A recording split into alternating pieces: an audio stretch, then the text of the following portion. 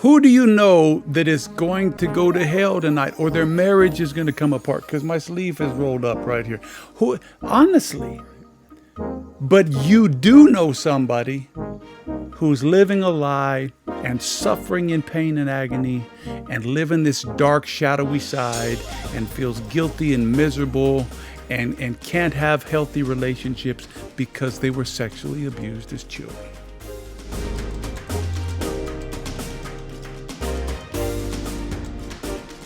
Welcome back to the Everyday Christian Podcast, where we apply scriptural principles to everyday Christian lives.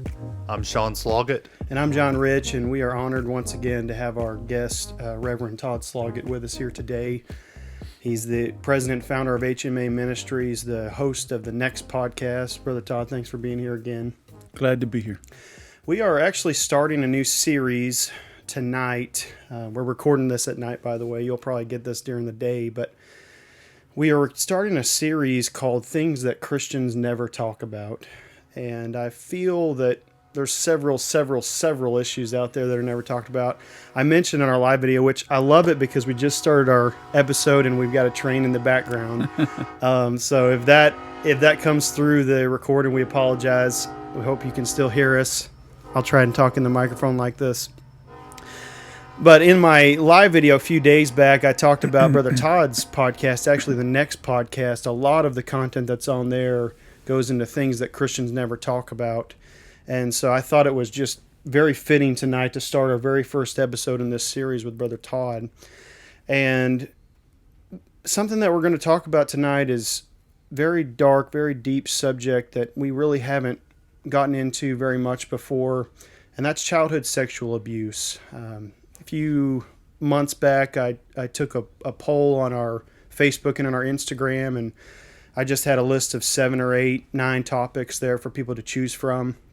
And out of 100 people or so, probably about 80 to 90 of those people all wanted to hear about this subject, childhood sexual abuse. And so that proved to me a lot of things. Number one, Christians aren't talking about it. And number two, a lot of those people have faced that situation, faced that trial, maybe themselves, maybe someone they know, maybe their child. So obviously, it's going to be a difficult subject for us to discuss. We're not going to be able to cover every part of this discussion, but if we could just shed a light and open the door of communication. And I said it in my live video the other day, and I'm going to say it again here today.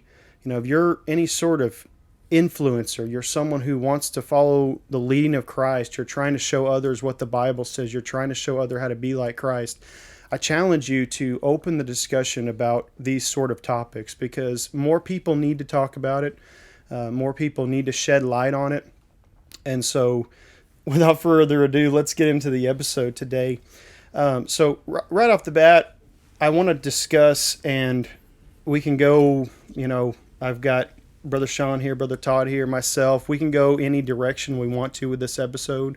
We've got some discussion points, but the very first thing I wanted to ask you is what is childhood sexual abuse, Brother Todd? Yeah. I'm glad we're talking about this.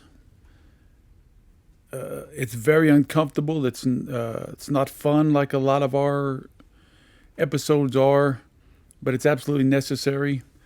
And part of the darkness that you spoke of that's surrounding it is the gray areas. Mm-hmm. There's so much that, by definition, when you get into the laws, the legalities, and you get into moral issues, and you get into what abuse is, there's a lot to it. There's a lot to it. It's inappropriate touching. Mm. It's inappropriate showing. Yeah. It's a lot more than just absolute direct physical sexual activity. Right. And most of the studies that I've read and followed over the years, a lot of the statistics I'll quote tonight, and I'm sure you'll quote tonight. You guys have studied a lot this week on this. They're talking about people that have been abused by inappropriate touching sexual activity, even non-sexual activity, showing of pornography to underage people. All of these things can be classified as some states sexual childhood misconduct or sexual childhood abuse. There's some states, I think Alaska might be one of them, talks about vulgarity towards a child. But as we go on, I'm sure we'll talk about more of it. But just keep in mind and understand, it's not just direct sexual activity. There's a lot of cases where people have been prosecuted for showing themselves to an underage person, for showing pornography to underage children. Those types of things are all going to be included. Yeah. And I think a lot of times we talk about the society and where society's leading. And you do kind of see in our world today how, I want to be careful how I word a lot of this, but it does seem like there's sort of a push for the acceptance of a lot of that between adults and children. Sure. And, from the very beginning of this episode, we want to, make it known that, none of that is acceptable. And we're going to get into a lot of, where it's happened in the church and, where it's, different maybe illustrations or different stories that we've been shared, or, counseling sessions that have taken place. And, in no way do we accept that, no matter what agenda is being pushed today. And I don't like doing that, because I know there's a lot of people that say, well, this is just the agenda of the Antichrist and this is the last day stuff. But at the same time, you see, in social media, you see in libraries and in schoolrooms and all these things where people are pushing to where that type of activity, childhood, what we would call abuse, is now being accepted as kind of normal, as kind of a common theme. And it's not that childhood sexual abuse itself is becoming a common thing, but rather the acceptance of it is becoming common, because these kind of things have happened for years. And a lot of it, back in the 50s, 60s, 70s, it's obviously been, it's hush hush, it's behind closed doors. It's not accepted. It's wrong. And I'll get up and I'll say it's wrong, but behind doors and where no one else is looking, that's when a lot of these things would take place. Whereas now it seems like it's a bit more in the open. So, we want to shed light on a lot of this. Obviously, we want to help folks through this. I know you've counseled several thousands of people, and you were, even just the other day, we were talking about this, and you said, I don't even know everything about it, or I don't even know how to cover every aspect of it. Right. And that kind of blew my mind a little bit, because I know how many people you've counseled, or who you've said throughout the years. But things change. How you handle it changes. Not everybody, gets help the same way. Not everybody needs the same type of help. Is that something that you've seen or people have spoken out more about as the years have went by, or is it just kind of the same as when you first started in the ministry? Wow, I didn't even know you'd ask that question, but I've really crammed for the exam a lot. I've studied a lot extra these last couple of weeks on this topic, and try to go back through my notes and think back through things. And the question I think you're asking is it being spoken out against more and more over the decades? And the sickening answer is the exact opposite. It's being hid longer. It's happening more often. Yeah. And the conversations aren't getting better or more frequent. So obviously that means that more cases are being ignored. And it's just really, really sad. You talked about that they're pushing and promoting now socially this agenda, the acceptance of it. But nobody's really pushing necessarily that it's happening or happening less or happening more. It just happens all the time. It's unbelievable in some ways how quiet the government is, how quiet the church is, how quiet the ministers are, how quiet parents are. It's amazing how quiet adults are about this when this is one of the most frequent things to happen in our society. Yeah. And if you're listening to this or watching this or whatever, and you think I just made a radical statement, do a little bit of research. Spend 30 minutes, spend 60 minutes. Go to legitimate websites and read articles. Check books out in the libraries. Go to government statisticians. It is unbelievable. I'll just, somewhere along the way, I'm going to say this anyway, so I'm going to say it now. The federal government studied this for 25, 30, 35 years, however long they've been putting out these studies. They stopped producing a particular study 4 years ago. The trend was at that time, which that was 2019 or 18 or whatever it was, the trend at that time was fairly consistent for a couple of decades, that the cases went up every year about the same amount. Okay. At that time, what was recorded was that of 18-year-old women in the United States of America, 1 in 3 had been sexually abused as a child. 1 in 3. So if you know 6 women that are over 18, the average chance is 2 of them sexually abused. 2 out of 6. It's insane. Now, if you take the trend that had been very consistent for a couple of decades and you follow it all the way up to 2023, they didn't do all of these studies throughout the pandemic and everything, and who knows if they're going to restart or not. But if you just follow that average trend and kind of keep those numbers about the same and pull that through till today, February 2023, it would be very, very close to 1 in 2. So if you know 10 women that were raised in the United States of America that are over 18 years old, most likely at least 4 of them were sexually abused as children. It happens all the time. I have ministered to, counseled with, worked with, employed hundreds and hundreds and hundreds and hundreds and hundreds of people over the last couple of decades. I don't know an entire family group. Because I'm a minister and because I'm a counselor and because I do all this, I end up with a lot of this stuff on my plate and I end up having the knowledge of these things. I don't know a family group, like a mom and a dad and their kids and their grandkids, or a couple and their parents on both sides and their siblings. I don't know a family group that this hasn't affected. I don't. You might, and I might, be able to reach way out there. But all the people that I know, this is affected. Yeah. It's unbelievable. Yeah. A lot of these studies that we've all read up on, most of them, when that 1 in 3, they say 1 in 3 women, and I think it was like 1 in 9 or 1 in 10 boys deal with that. But they always, it's the physical side of it.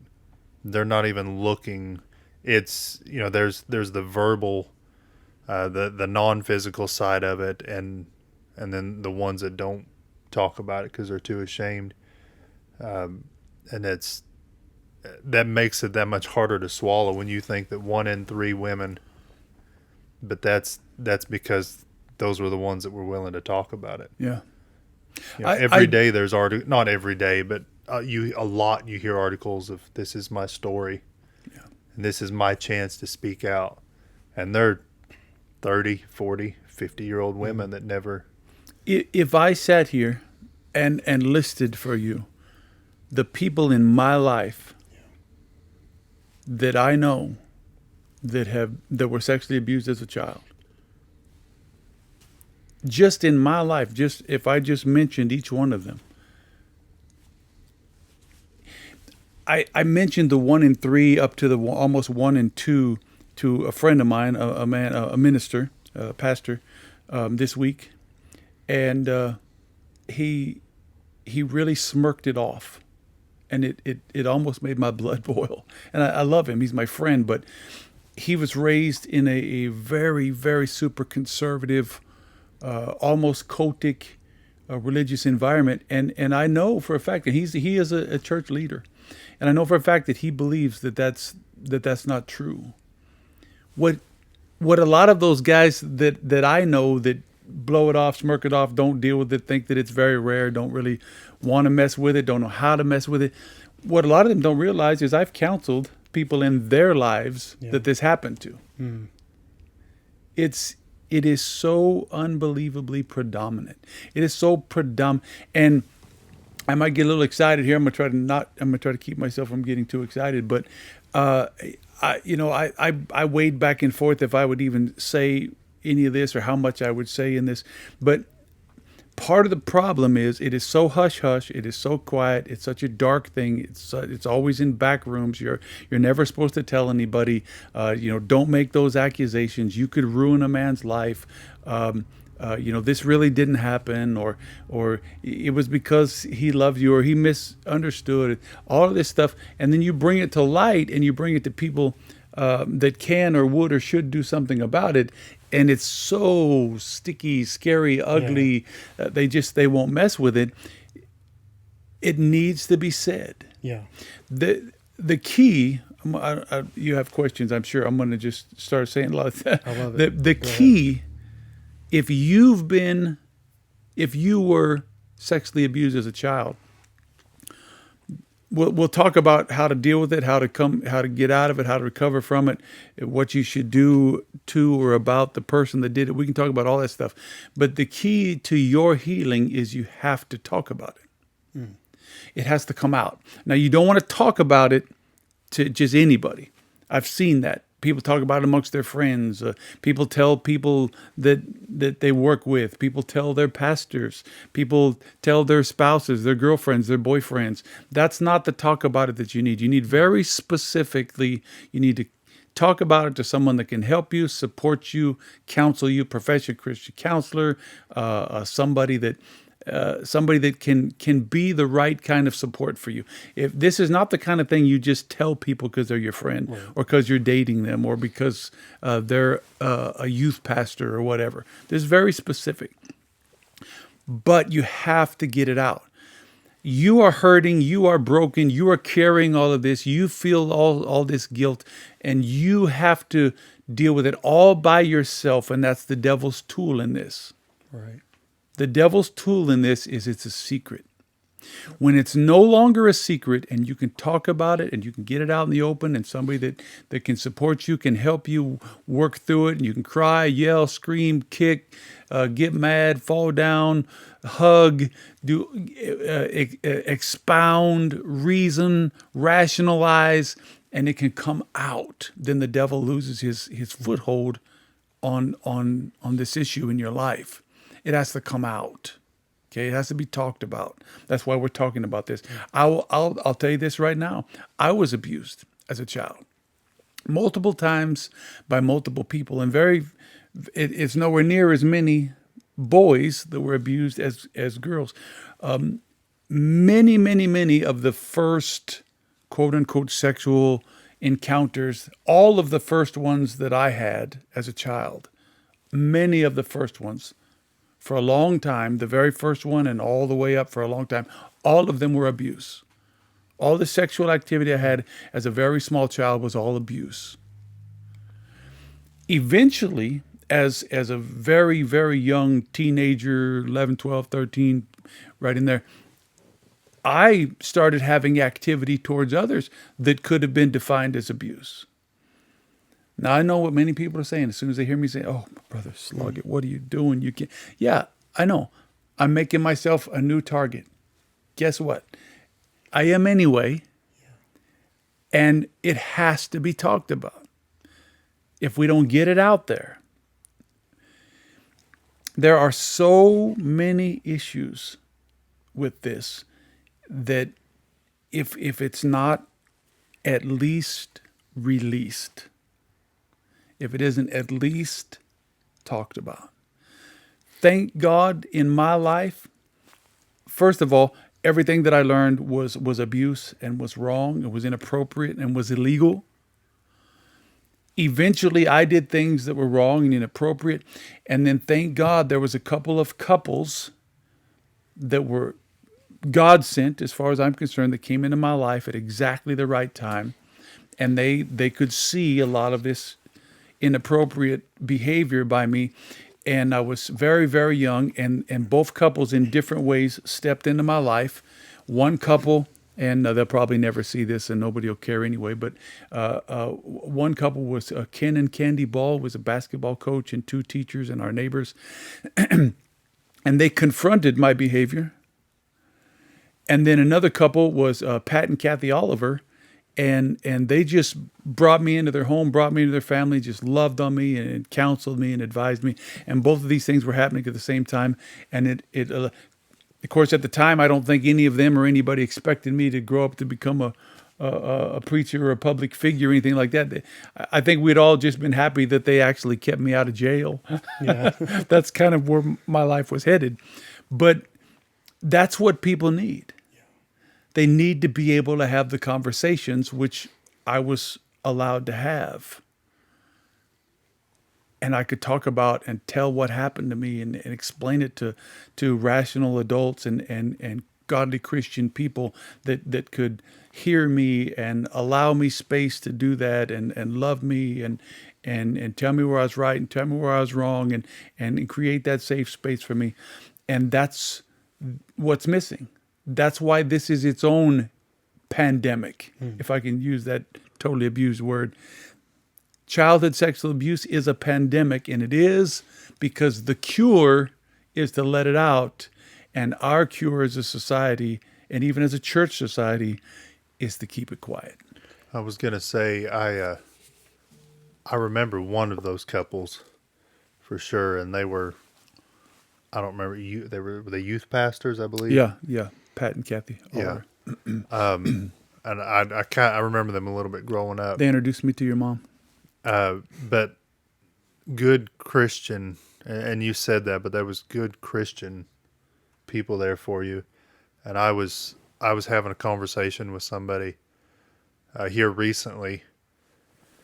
We've had some things going on, nothing bad going on in our church, but things have started coming up that it's our turn. I'm 30 and this person was somewhere around 35. And it was time for us to have the answers. And neither one of us had the answers for them. Sure. It was these things that Christians don't talk about, and we spent a little while talking about it. That why is it that we don't know, and what can we do to learn those things? And not that we're trying to be better or know it all, but if somebody comes to me is in good faith saying I need help. Yeah. And the best thing I can tell you is, I don't know, go ask your pastor. That's scary on my part. Sure. And I know you have plenty to say. I'm going to interject something else right here, what he's saying right there, but very, very, very few ministers have the answers. This is my circle. This is what I do. I know how many don't have the answers. Almost all. And it's just because we're not taking the time. We're not putting forth the effort. The materials are available. The studies there. You study out everything else. Yeah. Why aren't you studying out the things that people need? Right. I mean, honestly, we can put podcasts together on if cutting your bangs is as sinful as just cutting all your hair off, or trimming your hair is as bad as shaving your legs. I don't know what it all, but we can figure all of that out. We can make a big deal out of that. We can put hours worth into that. Who do we know that is destroying their lives? Yeah. That their bangs are destroying their marriages? Right. I know. He's going to get us in a lot of trouble. Who do you know? It is, but that's because we made it that way. Who do you know that is going to go to hell tonight, or their marriage is going to come apart? Because my sleeve is rolled up right here.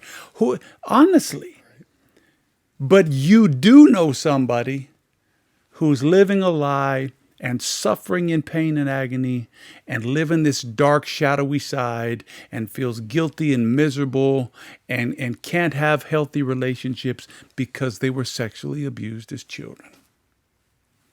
I think that this podcast, obviously it's the Everyday Christian podcast. I think this can apply just about anywhere, though, to when you're talking about the devil's tool. And I don't necessarily know if this is a tool per se of the devil, but it's certainly something that, we talk about the hush-hush of the church and how we try to keep it quiet. We try not to discuss too much. We don't study about it. We don't talk about it. And a lot of that has to do you think I know you alluded to this, do you think a lot of that has to do with people in the church who feel hypocritical about that, who have... if you're going to go there, here's my answer. I'm going there. We've talked about it. You said you were diving into a couple things, and I'm just going to go right out there and throw it in. Here's a problem.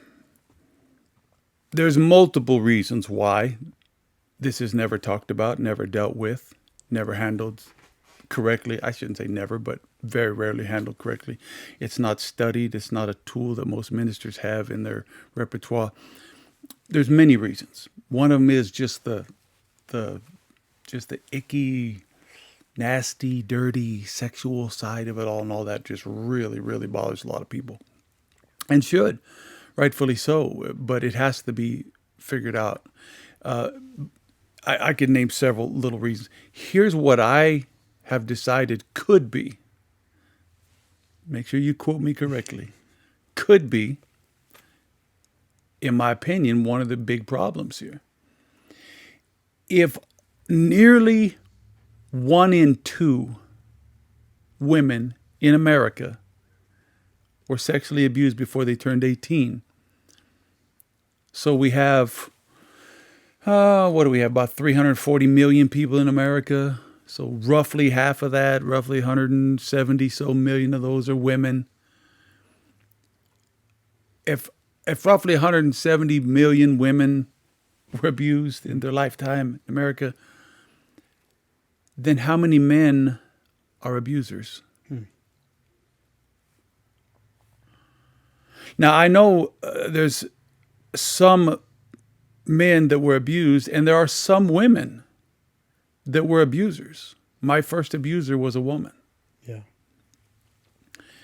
So I get that, but let's just use rough round figures here. If there's that many women that were abused, there's a lot of men that are abusers. Mm. A lot. Now they claim, those that are the vilest, that are,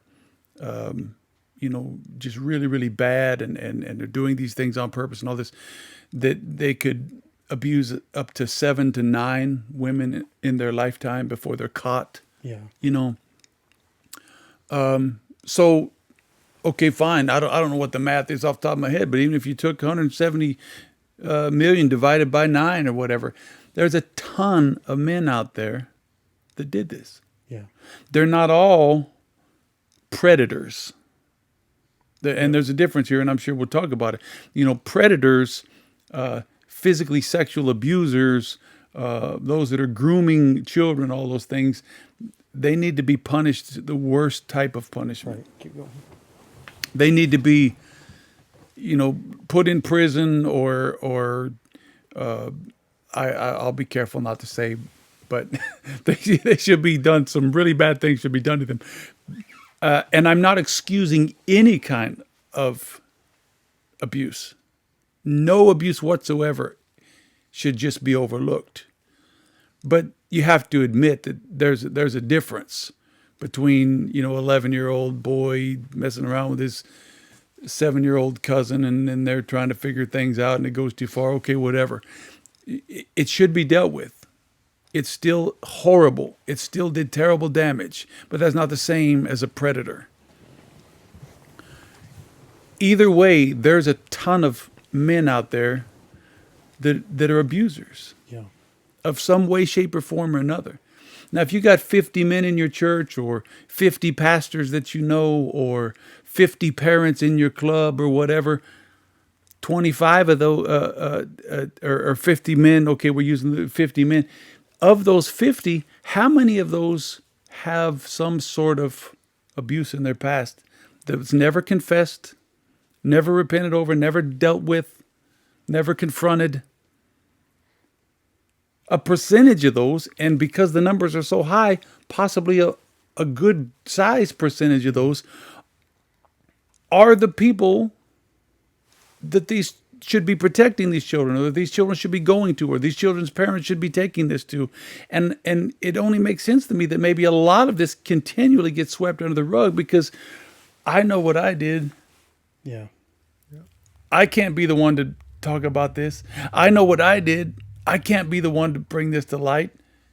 If so-and-so that knows the one that I did this to finds out that I'm coming down on him for what he did to our so-and-so, can I tell somebody, if you're in that case, if you're watching this or listening to this, and you're a person that has some of that bad activity in your past, and you won't stand up for a child, you won't stand out against abuse, you won't study these things out and deal with these and be on the good side and the helpful side of this, you're part of the problem. You're a huge part of the problem. I got to be honest with you. I don't care if you continue to be a pastor or not. I don't care if you continue to be a preacher or not. I don't care if you continue to be a counselor or not. I don't care if you get your role in the club diminished or not. We got to help the children. Right. We got to stop this. And the only way to do it is to talk about it, confess it, deal with it. And if that means you have to admit something, confess something, deal with it. Yeah, but Brother Sloggett, it was way in the past and it was a very little thing. Well, if it's big enough to stop you from being part of the solution now, it's not a little thing, it's a big thing. Childhood sexual abuse needs to be confronted. It needs to be communicated. It needs to be dealt with. Everyone that did wrong should have to be put in a position where they have to confess, they need to repent, things need to be made right. If they're just with evil and wickedness and predatorial things involved, there should be prosecutions. The law should be involved. The children should be helped. The children should be counseled. If they're adults now, they're still miserable. They're still dragging this through life. The devil is still haunting them. That still needs to come out. I don't care. I don't care what has to happen. I don't care if it messes up your lunch dates. I don't care if it messes up your income. I don't care if it ruins your reputation. God will hold humanity accountable. We're so high and mighty that we jump up and down and beat on our pulpits that God will hold America accountable for 63 million abortions. Yeah. Well, what's he going to do for 170 million child molestations? Right. I do have something to follow up with that a little bit. It's kind of a different view aside from what you were just talking about with a lot of those men feeling hypocritical or feeling like, well, I've done this before.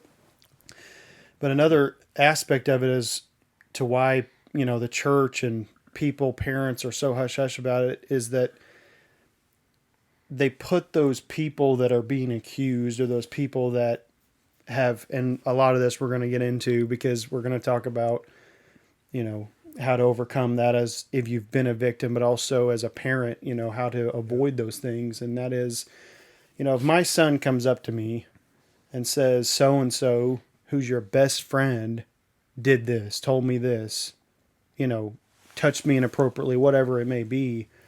And my reaction to that is, oh no, they would never do that. That's not possible. So I'm breaking down trust with my son. But on the other part of that is, perhaps he doesn't tell me that because of what my viewpoint of whoever it is, my friend, whoever it is. Yeah. And so I think that we put people at such a high level in, as crazy as it sounds, because, we want to be trusting. We want to trust people and we want to be trustworthy. But at the same time, I don't want my child to think that someone is so high on the pedestal in my life that they can't come approach me and say, this person did this to me, or they feel ashamed that, oh, dad's friends with whoever it is, and they don't, I don't want to ruin whatever they did in his eyes. Right. I think that's another part of it, and church as well. We talk about church members and how, that can never happen in the church because we put people at this high level that they really shouldn't be at in the first place. Yeah, and there's really two sides of that. That's one edge of the sword, I feel like. Number one, and I'll come back to it. Number one, you're correct. We have a tendency to give people so much credit that we credit away their humanity. And that's a huge problem. That's my best friend, so I won't ever, think twice about him. He can have access to all my money. He can have access to my family. He could have key to my house. He's my best friend. He would never do anything wrong. And then they rob you blind. Yeah. I have friends that gave full access to their multi-million-dollar companies to their children, and their children robbed them blind. I have friends that they're such close friends. I mean, their children spend the night at each other's house. They interact with each other. They work together. They do everything together.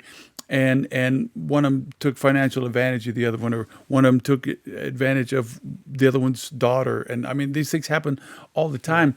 And then we get upset and frustrated. Well, that's our fault. Nobody is not human. Right. We need to keep ourselves in rings of accountability, and we need to keep everybody that we love in rings of accountability. It's very unloving to put somebody on that pedestal you're speaking of, to the point that all they got to do is be human for a second and they'll fall. And we acted like somehow that couldn't happen. So there is that aspect, I agree. And let me just go ahead and deal with that, and then I'll catch you back to the second point. But, Sean's my son. He ran this company at one point years ago. Him and Justin, my oldest son. Right now, my third son, Brandon, runs this company. I own the company. I'm not down here a lot anymore. I don't pay a lot of attention to every little detail, but I hold them accountable to be humans. We just had that meeting this morning or yesterday. It's been so long, whenever it was. And my son that manages the entire company, that I respect, trust, love, everything about him, except I know he's a human being. I know he's flesh. And so in the meeting this morning, I called him on the carpet about something. No, not a big thing. He wasn't doing some terrible thing, but I reminded him to be responsible and to do things correctly and to not let me down. So, and I told a friend just earlier this week, he's working, he has a company, works with his best friend. And I told him, I said, that's great, but good business is good business. Good ministry is good ministry. Good accountability, if I can say that word right, is good accountability. You don't let proper accountability and business sense and morality and all these, these down because you love people. You actually hold them up because you love people. And so there's definitely that side of it. The putting somebody too high on the pedestal and not believing. Here's the other edge of that I feel like happens a lot. I feel like it's guilt. And not knowing how to deal with the guilt, or not wanting to face a way to deal with the guilt. If you let your son be around your friend without paying any attention to what's going on, and your son comes to you and says, my friend touched me or whatever, immediately, if you're any kind of decent father at all, you feel like, I let him down. That's my responsibility. I let that happen to my kid. And so to quickly cover that up or blow that off or brush that off and to hope and pray that it didn't happen is a way for you to not have to deal with your responsibilities and your guilt. And I've been through these things. It's horrifying to think that, you know, I've read a lot of books lately on this exact subject, and a huge portion of these women that were abused sexually were abused by their stepfathers. That's a giant chunk of this. I've got a statistic for that. Yeah. Do you have it right off the top of your head there? Yeah, someone known and not just the stepfather, but someone known and trusted by the child or child's family member accounts for 91% Yes. of child sexual abuse. Almost all sexual abuses are by people that you know, and the majority of those are by family members, and a huge majority of those are by stepfathers. Now, stepfathers, I'm not just down on stepfathers. You know, if kids don't have a dad and you stepped in and you know, made them a dad and everything, that's great. But the problem here oftentimes is the daughter, if she tells anybody, she tells her mom. That's her real mom. That's the one that stayed with her. Yeah. That's the one she could trust and to love and protect her. And immediately, most of the time, the moms that have been interviewed and that have written stories later and all these things talk about immediately the guilt factor is overwhelming. That here's my daughter, looks to me for love and protection. I brought this man in here, and now he's doing this. What have I done? And there's a higher tendency to do what you said, push it away, push it off, say it didn't happen, just be quiet. He loves you, it's okay. There's a higher tendency for that to happen if the abuser is the husband. Because I think, not only do I think my husband would never do that, I love him, he's a good man, blah, blah, blah, but if he did, I'm at fault. And we're right back to letting the child suffer because we can't deal with the hurt or the loss. Just like the men that maybe has something in their past that's the reason why they're scared to deal with somebody else's current, because they can't deal with whatever hurt and loss that could possibly bring to them. People, this is why these children are suffering, because the adults aren't stepping up. It goes to re-victimization in a lot of ways, and I believe that's definitely one of the ways there. And I'd seen, if I had this, I don't have this statistic here, but there was some statistics that I read that, I mean, most of these are very alarming, that if you were involved in that as a child, the odds that you either become the abuser, Yeah. continue to let yourself be abused, or push it away was, and this may not, if I remember right, it was close to 13 times higher. Yeah. If as a It's huge. child those things happened, then you're going to, out of guilt or whatever, push it away, become the abuser, or continue to let yourself. You're 13 times more likely to let that happen. It sounds ridiculous. It sounds like an astronomical number that just couldn't be possible. But I'll tell you a statistic that I know for a fact. It's not just something I read in one of these articles, because I've went back and I've looked it up in my records multiple times when I've taught on this at colleges and things. And I have yet to counsel a woman that was being counseled for physical abuse. Her husband or boyfriend, somebody was beating her up, hurting her. I have hundreds and hundreds of cases of women that I've counseled for physical abuse. Every single one of them was sexually abused as a child. I have never counseled a woman. I know they're out there. I know there's some somewhere, but I have never counseled a woman for physical abuse as an adult that wasn't sexually abused as a child. Zero. Every one of them had. It's unbelievable. And that's just because it breaks down their self-esteem, and you think that just flows in as they get older?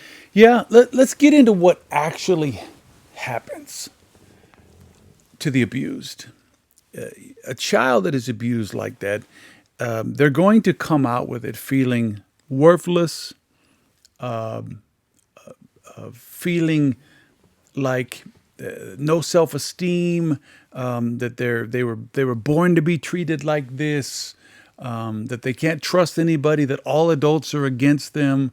It's their fault. It's their fault. They did something to bring this on, or it's just how they are, that it's always going to be like this. This is, you probably can't, if you've never been involved in anything like this, you can't wrap your mind around how you could get abused and then you can decide that you're guilty and you're bad and it's all your fault. If you're listening to me and you have been abused, you know that I'm telling the truth. That's always the outcome. So nobody can I trust 100%. Nobody can I love 100%. Nobody can ever love me 100%. I'm guilty of somehow inducing this to happen to me. There are good women out there that are made for appropriate relationships. I'm not one of them. This is what happens. So, if you're abused from the last, I say the last, we're still on it, a case that I'm currently working on, this young lady that was abused from 5 until 9, from 5 years old until 9 years old. And she's older now. And you're abused from 5 to 9. It never gets resolved. Nobody ever believes you. You're punished to make sure that you keep it quiet. By the time you've done that for 10, 12, 15, 20 years, which the average abuser that finally gets it out, tells her story, whatever like that, it normally comes out 20 to 25 years after it happened. Matter of fact, I forget the exact percentage, it was a huge percentage, 53 or 57% of the people that do the abusing are dead before the abuse comes out. Over half.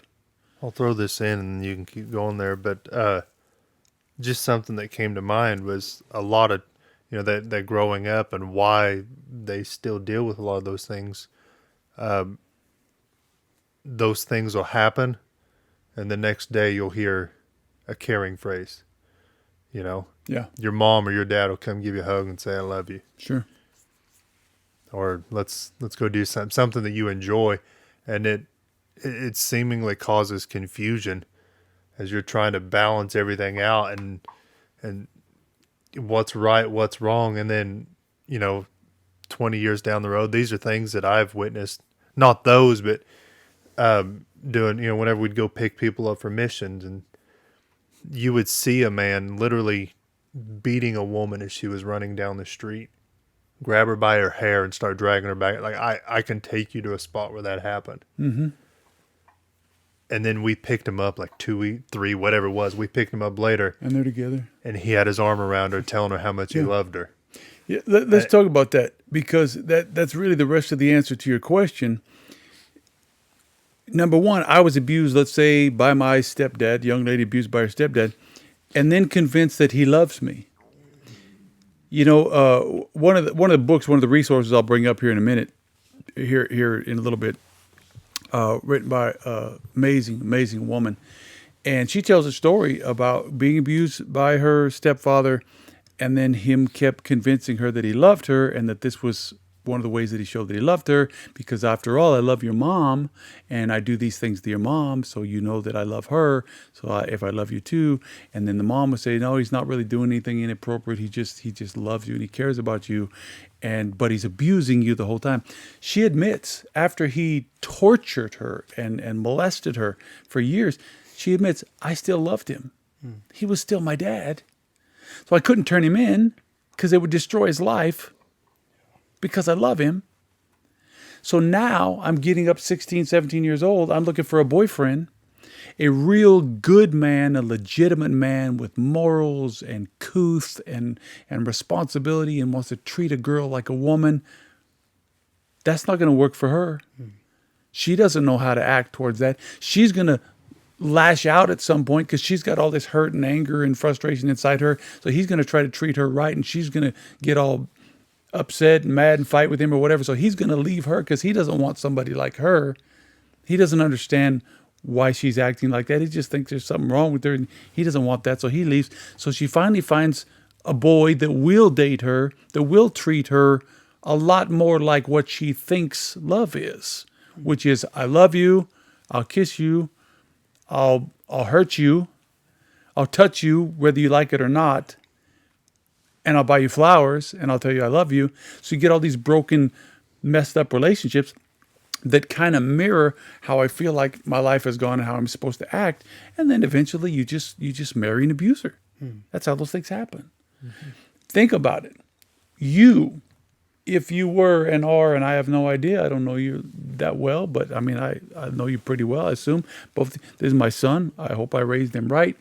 Hopefully you're a good, godly, moral man. I know you are. Hopefully you're a good, godly, moral man. I know you are. You start dating girls and liking girls at whatever, 15, 16, 17, however that went. What if you started dating a girl that when you treated her special and right and loving and caring and you respected her, that she would freak out on you and yell at you? She's bracing for something. And dump you and then come back to you and then say you lied and cheated on her when you know you didn't, and to accuse you of stuff that didn't happen. Would you keep dating her and marry her? No, you wouldn't. The good guy that would treat her right isn't generally ever going to get with her because he doesn't understand what's happening. She can't tell you. Right back to the devil's foothold. She can't tell you. Now, you're really not the person she needs to tell these things to anyway, but if it was out and she was dealing with it and she was getting healthy, it wouldn't be time probably for a relationship right then, but she would be getting herself prepared to where she can accept the kind of man she should be with. But as long as that doesn't happen, as long as it stays inside, and the hate and the hurt and the pain and the anger and all of that is just mine and I can't let it out, the only kind of relationship you're going to have is another bad one.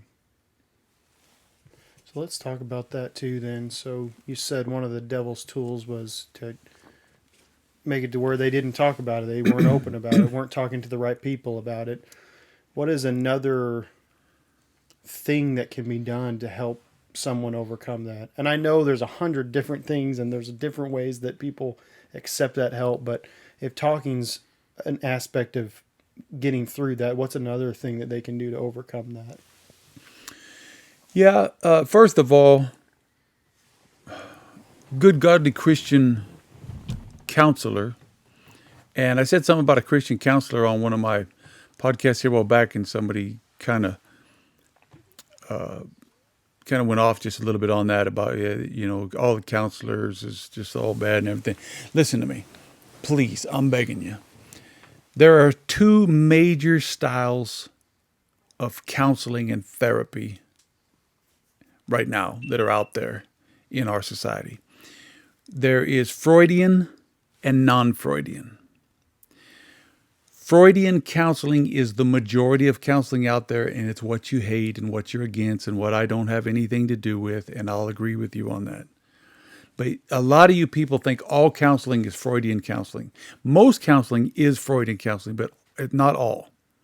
Non-Freudian counseling and good Christian counseling is super, super important, very necessary, very powerful. And it's a tool that if you refuse to let people have access to, or you refuse to try to use, or you refuse to believe in, or however you want to put it, your group is going to hurt and suffer a lot worse than if you would have looked into it and studied it out and allowed it. There is good Christian non-Freudian counseling out there. There's good non-Freudian counseling out there that is not specifically Christian counseling that I've sent people to and that I've worked with. It's a totally different school of thought. So, non-Freudian counseling, very good. Especially Christian non-Freudian counseling, very good. There are sex therapy and sexual pictorial therapists and things that are very, very specific like that. In America, they're almost all women. There are a handful of men. I will say something about that even. You need to talk to somebody. It doesn't need to just be your friend. It needs to be somebody that has a clue what's going on, that has the ability to love and support you. It needs to be ongoing for a period of time. You're not going to get this fixed in 1 or 2 hours. There needs to be time in between to process and feedback and things. And I'm going to say this. It's my opinion again. Very, very, very, very few times should it ever be a man that you're talking to. And that's really sad, because in a lot of the Christian ranks, even still today in 2023, women just aren't supposed to be doing these things. They're not supposed to be going to the high-end education and getting, all these business licenses and PhDs and all of these things. But we've got to have them. Remember what I said, there's a large percentage of men that have to be the abusers if there's that many that are abused. Mm-hmm. And point number 2, not only do you have a higher percentage chance of talking to an abuser if you talk to a man, but men are wired in such a way by creation that sexuality drives them and excites them far more and many, many broader spectrum of ways than women. Women can talk about things medically and scientifically and physically and not get aroused by it, when a man has a lot higher chance of getting aroused by it. So a lot of men don't need to be hearing those things anyway. I know. Stay with me. It needs to be talked about. It needs to be talked about correctly. It needs to be dealt with long term. It needs to be the right person that you're talking to. But you yourself can do a lot of the groundwork. I don't really think anybody should try to deal with this all by themselves. If you do, you never break the devil's stronghold that it's supposed to be hushed, it's supposed to be quiet, and it's supposed to be a secret. The secret needs to come out, but it needs to come out correctly. But there's all kinds of resources. You can look up all kinds of books. I could give you tons of books and tons of pamphlets and tons of all kinds of things. But let me give you one of the greatest resources. There's a book called Hush. Hush, Hush, by probably Nicole Bromley. Are you online there? Look up the book Hush for me. I think it's Nicole Bromley or Brombrey or something like that. Anyway, incredible woman, incredible book, amazing resource. I never anymore, not in several years, and I won't ever again, counsel anybody along these lines without having them read this book. You can buy it anywhere. It's a modern book. Did you get it? It's pulling up a bunch of other crazy books. Nicole Braddock Bromley. Nicole Bromley. Okay, that's right. Nicole Braddock Bromley. Great lady, powerful, powerful woman. Amazing book. Everybody I counsel along these lines, I have them read this book before or during the counseling. Very godly advice, very clear, very precise. You can buy it anywhere. Amazon, Barnes and Nobles. Everybody has it. It's a modern book. It was just published 6 or 7 years ago, and it's been republished since then. That book gives you tools and resources. So it basically, the reason it's called Hush is because that's the problem. That's how the cycle begins once someone has been abused, is they are first convinced to never tell. And the never tell is the cloak that the devil hides under, and that the pain and the misery and everything stays kept up and cooped up under. And she teaches how to begin to tell and how to do it safely, and what the lies are that the devil's told you and that you've had to live with, and how to combat them with scriptures. And so there's tools. and there are weapons and there are ways to come through this. And sad to say, the general ways that I've seen it dealt with aren't helping. Do you think? Do you think that people that deal with these need to go? You talk about going to a Christian counselor or anything. Do you think that it needs to be somebody that they don't know? Because a lot of times, that going back to that statistic, this was somebody I loved and trusted. Yeah. And they're the ones that hurt me. So why should I go tell, if person A I loved and trusted hurt me, why should I go tell person B? Yeah. What's funny is a lot of these people have a huge false trust. They're very attracted to new people in their lives, and they build up trusts very quickly that are obnoxiously over the top, that shouldn't be necessary. Myself, as a minister and a counselor and a public figure and all these things, traveling around the country speaking and preaching for the last 2.5 decades, I couldn't tell you how many times, easily over 200 times, easy. I show up at a new place, I've never been there before, I speak in an event that night or preach at a church that night, meet 100, 150, 200 people for the first time ever. And then on the way out the door that night, somebody wants to tell me how their husband raped their child, or how they were abused by their grandfather, or how they're currently in an abusive situation or whatever. I know they're desperate. I want to help them, but that is the wrong way to go about this. Just because you heard a man preach, or you were told a man knows stuff or whatever, and you've seen him for 5 minutes, or you've been around him for 1 hour, you don't reveal those things to that person. You do it in a way where it's safer, where you know the environment, where it's intentional, it's set up. Now it can be, you just like the Bromley lady that wrote the book Hush. She's a professional speaker specifically about sexual abuse. She travels around the world talking about sexual abuse. And a lot of times girls come up to her afterwards and want to tell her their story or whatever. I mean, I can see some of that, but they overtrust, and it's really bad, because they normally overtrust adult men, large man, tall man. It's like they're just redrawn to another chance to be abused. It's like you were talking about earlier.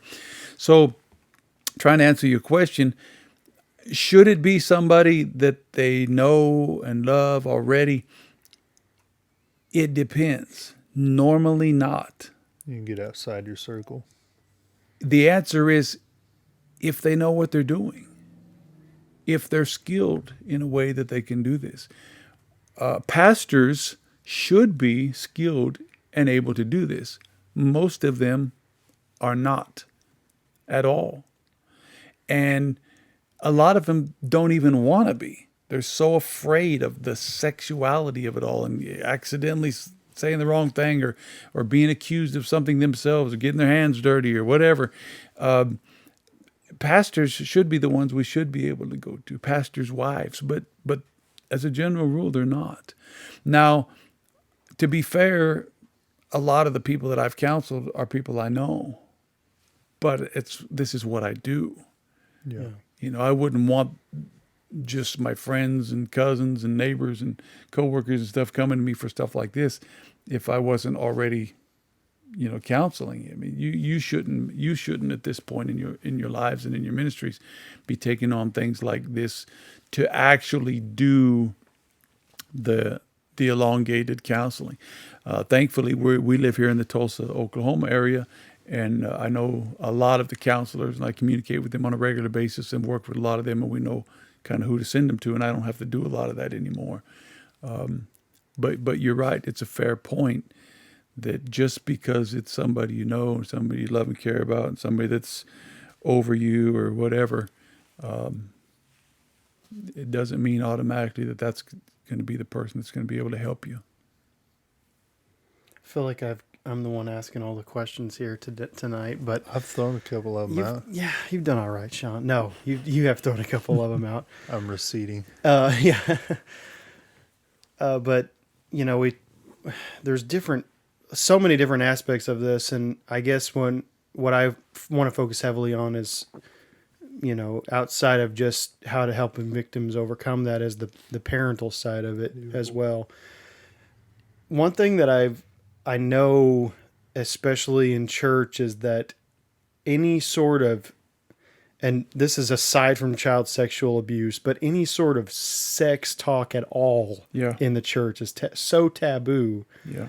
And it's so spoken against that if you even allude to it, if you even, I know, and I don't care. Brother Todd doesn't care about what's said, so I don't care either tonight. But I know of a church that they, one of the girls in the church wanted to throw a bridal shower for another girl who was having a bridal party.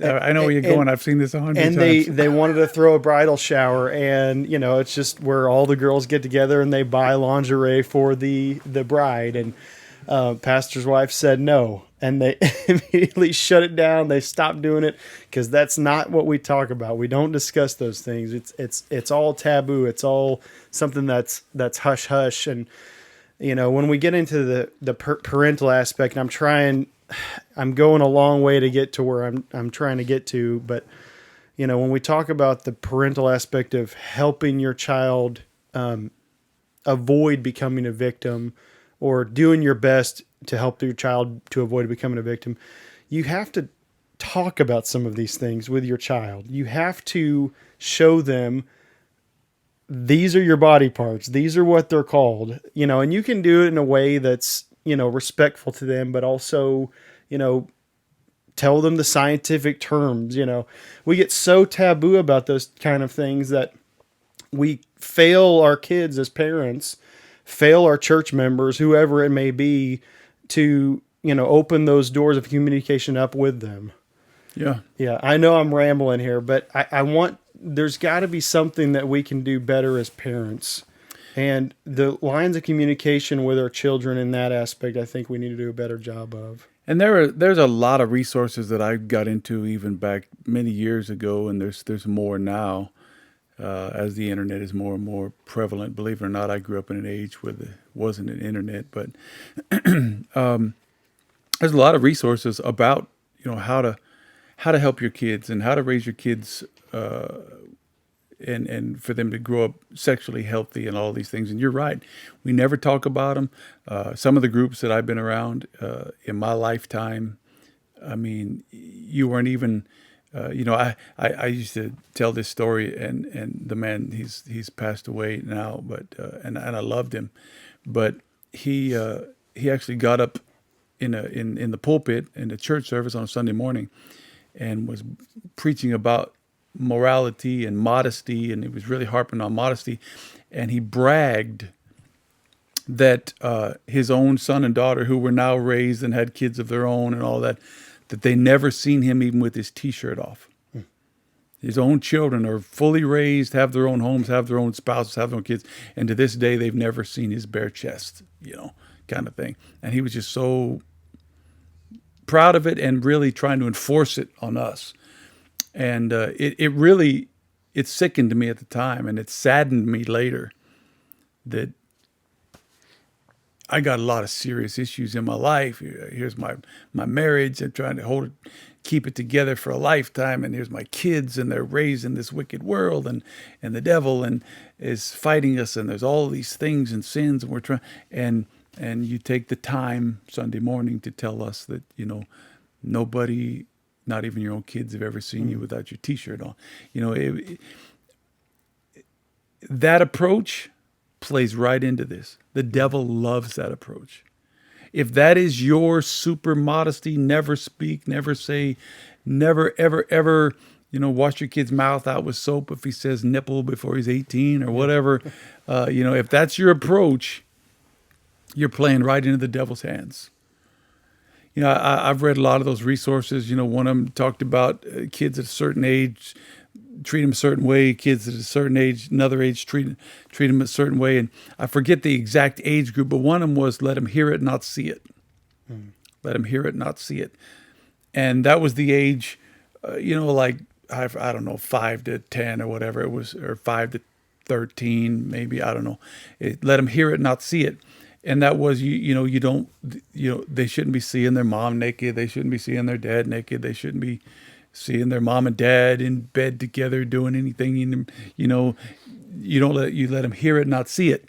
You don't let them see it. They're not at the age where they should see anything, but they should hear that I love your mom. I love your dad. I like to hug her. We sleep in the same bed. You guys sleep in that bed. And whatever you give them, which is a little bit because they're very young, but you say it. You don't let them see things and be curious about it until you've actually told them and you explain it. And I remember, I had 3 sons and a daughter, and one of the things I remembered in the material was once they're of the age that they know about sex, they should know that you and your spouse have it. I mean, you tell that to some people. I came up around, they'd lose their ever-loving mind. Yeah. So my kids, by the time they're 15, 16 years old and they're dating boys and girls and things, you might have heard me say in our house, hey, me and mom is going to bed early. Y'all don't bother us. We're going to have some fun or whatever, There is a progression. It really shouldn't, it's not a free-for-all. But I want you to just get this out of everything you just said and everything I just said. I want the listeners to get this out of it. If the devil's best tool here is don't talk about it, why would we combat it with don't talk about it? If the devil's greatest weapon here is hush, hush, why would the church's response be hush, hush? Tell me any other subject that the church agrees with the devil on. But we're content to agree with him on this one? The next thing we'd like to discuss is, as a parent, how can you avoid those situations or help your child to avoid them? In thinking of this, I'll let you give your part too. But this is something that I can't say that I've ever seen. And I'm a Sunday school teacher now, but even when I was in class, I can't say that I ever saw it. Was you put a couple adults and some teenagers in there, and then parents, they've never really went to check up on them or anything. I know, and we're not perfect, but we visited y'all's church, and we went there I think we went there once before we let the kids go into children's church. And then the second time, one of us went back there. Yeah. And then even the third time, even though we had been in that classroom before, that third time we walked our kids back there. Right. If you're going to church there, it's got to be a decent church at least. But I don't know. Still who's humans. got my kids. Yeah. I'm not going to let, some lady, man, woman, whoever say, would your kids like to go to children's church? Take them by the hand and walk them through a set of doors. Right. For all I know, I hope they're going to children's church, but it's kind of bothersome when you have all these situations and you have parents that have no idea what's even going on in the Sunday school. Yeah.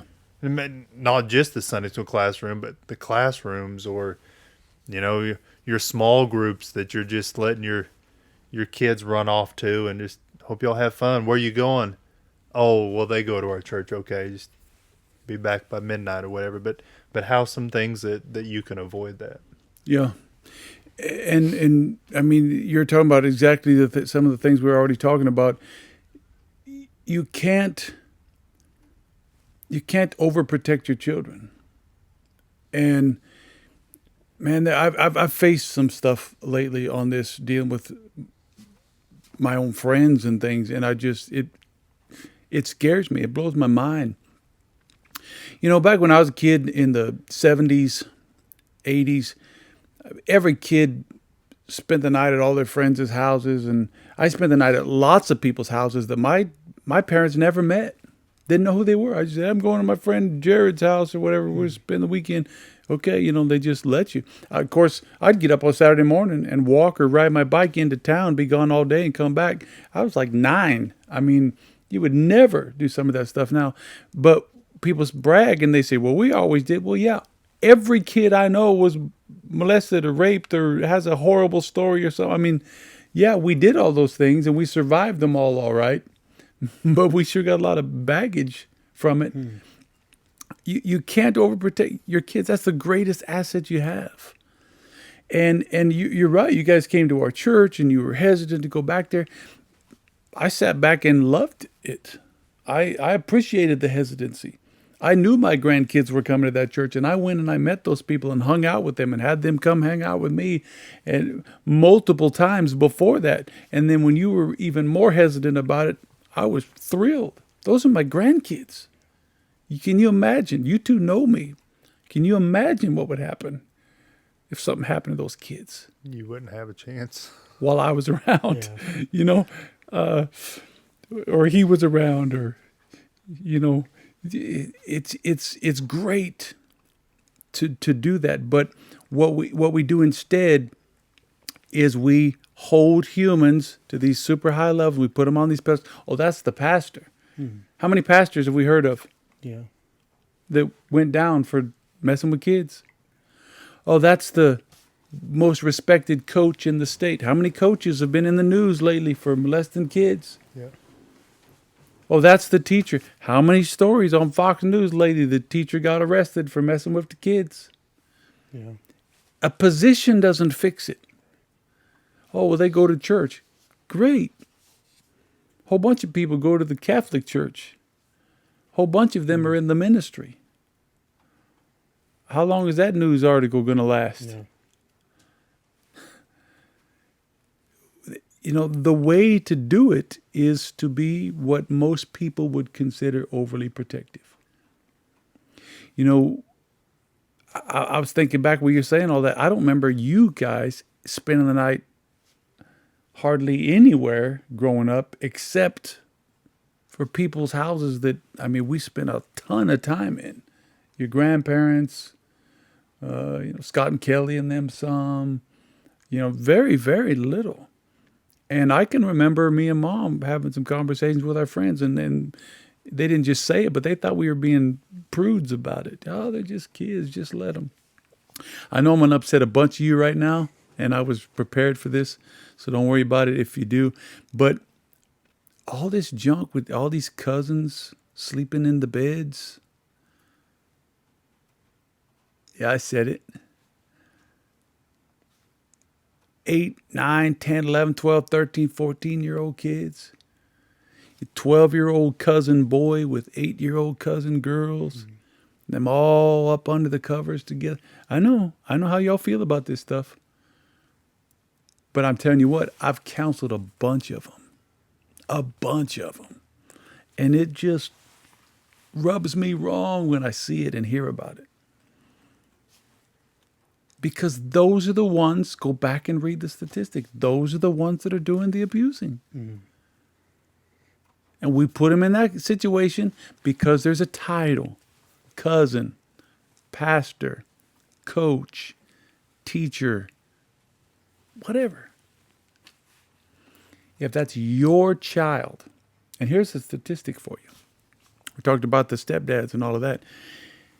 The lowest percentage group, and I know some of you probably are the exception to the rule, and I understand, but the lowest percentage group to abuse children is their parents. Those are your kids. You're responsible for them. If they're sleeping in somebody's bed, it should be theirs or yours. If they're spending the night somewhere, you should know all about that mess. You cannot. It sounds overly simplified, but the answer to your question, what do we do to avoid this? Be parents. Be vigilant. Protect those babies.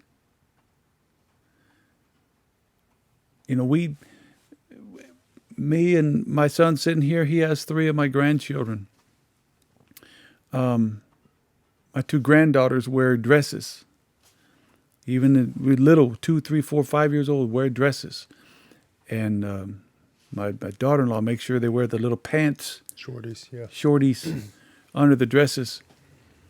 And I remember we were at Branson one time, and my oldest granddaughter, she was pulling her little skirt up and showing her little shorty pants or whatever.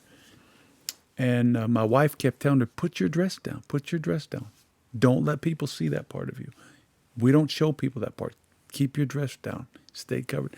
And this man and woman was sitting in the booth next to us, and they were scowling at my wife like, oh, please, it's a little baby, you know. And I just stared them down until they quit looking. That's my granddaughter. That's her parts. She needed to know that you guys over there with a scowl on your face don't get to see that. Yeah. What the world calls overprotective and crazy and ridiculous and overly vigilant and all that is what you should be. That's how you do your best to make this not happen.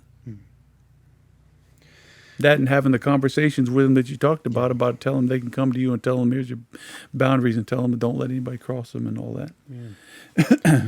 We're getting to the end of the episode, so I'm just going to throw another curveball out here. How should the perpetrator of the abuse be dealt with? Now you finally hit the one right there. Okay. I'm gonna go down this very quickly. Number one, when I deal with these situations, first and foremost, the most important thing is to help the abused. The abused needs release, they need love, they need help, they need care, they need concern, they need solutions, they need answers. Help the abused. That's first and foremost, and that's what we focus the majority of our attention on. Secondly, when it comes down to the abuser, I'm going to get a bunch of hate mail for this. There is a plethora of variety of abusers. And I'll just call the elephant in the room the elephant in the room. There is little kids and little kids. There is showy, touchy. There is one-time things. There is all the way up the ladder to where you get to predators. Predators and anything similar, anything close to even being like a predator, the police need to be involved. If you have a predator situation and you're trying to handle it without them getting in trouble, don't ever come near me and tell me that. A predator or anything similar, anything even close to being like that, needs to be prosecuted as best they could possibly be prosecuted. Everybody deserves love, forgiveness, understanding to the best of our abilities. We're Christians. And believe it or not, I can love a predator and forgive a predator, I think, and prosecute them to the full extent of the law. And that's what I think needs to be done. And a lot of times, if you prosecute these guys, not only do you stop them from doing it to more people and you don't become part of the problem and other people don't get their lives destroyed because you wouldn't step up, but a lot of times you can break this person and change their behavior. And they should be thankful to you if you do that. Everyone, whatever stage of it they're in, all the way down to the most innocent, everyone should be confronted. Everyone should be talked to. Everyone should be challenged. Everyone should get a chance to confess, admit, repent, explain, be corrected, be punished. Everyone.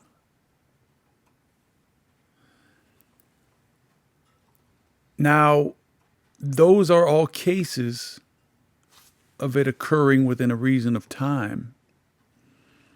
what generally happens far more than that is abuse happened when I was 9. I started dealing with it when I was 40. The guy's dead or he's 87 or whatever. That's different. I'm going to tell you right here and right now. I've given you all kinds of facts, statistics, opinions, answers right off the top of my head. I've studied this stuff. I've been around it for decades. I'm not going to even claim to believe to know what all the answers is for everybody. You know, there's so many things that happen. If they're in leadership, they don't need to be in leadership. If they're around children, they don't need to be around children. If it was a kid, there's so many different things that could happen. How that's dealt with, I can't come into every situation, every living room, every bedroom, every back room, and try to give you an answer for everything, because it can happen a million different ways. But number one, the abused needs help before anything else. And if that's all that ever happens is the abused gets helped, that's good enough for me most of the time. Number two, if it's a predatory or anything like that, they need to be prosecuted to the full extent of the law. For many, many reasons.